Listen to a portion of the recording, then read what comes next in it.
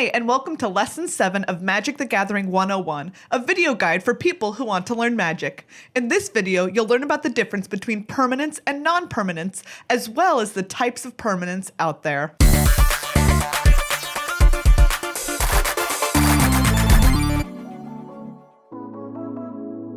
In Lesson 2, we learned about one of the most important distinctions in magic, the difference between lands and spells.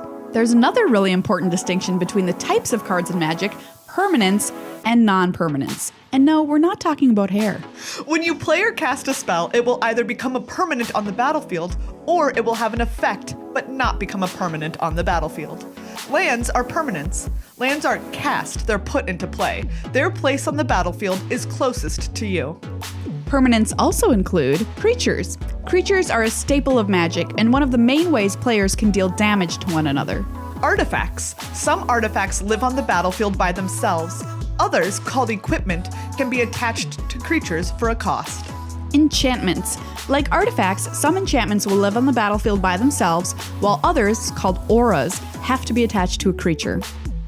Planeswalkers. These cards represent powerful mages whose abilities you can use each turn by either adding or removing loyalty counters. Some spells make tokens. Tokens are permanents too, represented by, well, tokens. Most of the time, when you cast one of your spells, it will become a permanent on the battlefield. It'll stay there until it dies, or is destroyed or exiled.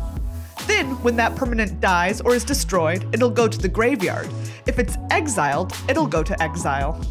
Non-permanents like instants and sorceries have an effect on the game and then are put into the graveyard. And that's the basics of permanents and non-permanents. Join us on future episodes as we delve deeper into these types of spells.